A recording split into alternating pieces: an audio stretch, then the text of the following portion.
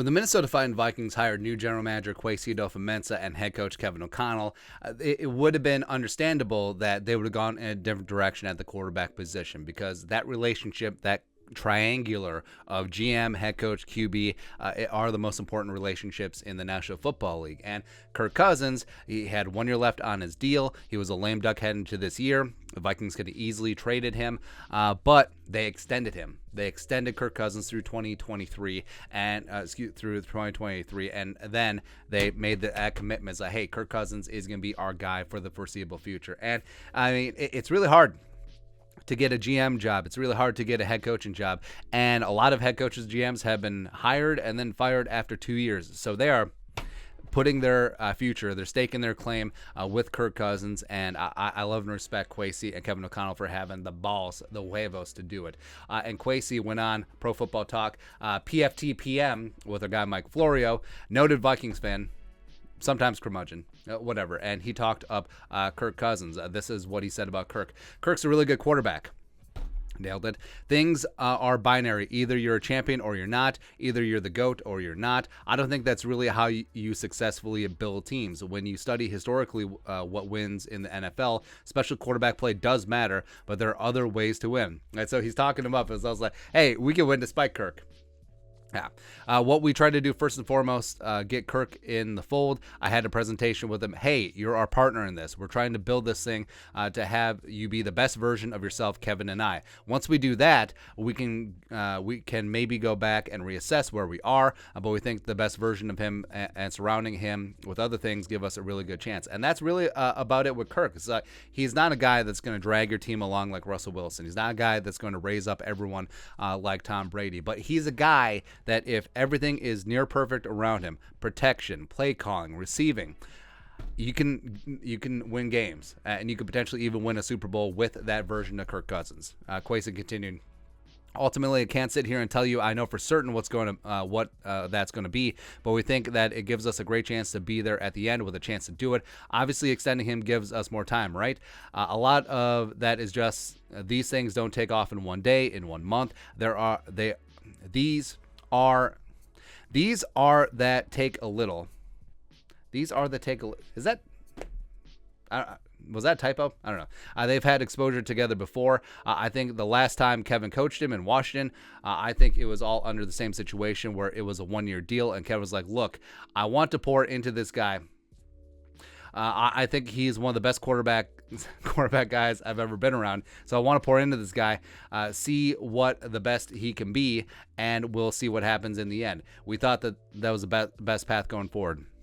And Kwesi brings up a good point, because when Kevin O'Connell was working with Kirk Cousins in Washington, Kirk famously never signed a long-term deal with Daniel Snyder, which is weird because Daniel Snyder throws money at everyone because he played his rookie contract and then he played on 2 franchise tags. So Kevin O'Connell, I mean, obviously you want to work with a guy long-term, and Kevin O'Connell was great in Washington, but he didn't know if Kirk was going to be there beyond this season. But now you could say it's a bit of a Band-Aid, sure, and he's still going to be a lame duck going into next season, barring an extension from Kirk Cousins and the Vikings next offseason. But we'll see. So you clearly know that Kirk is going to be your guy for the next 2 years, and obviously you want to win this year. And the Vikings do have the talent to do it, but now you understand, it's going to be a medium-term plan. Next 2 years is going to be Kirk Cousins.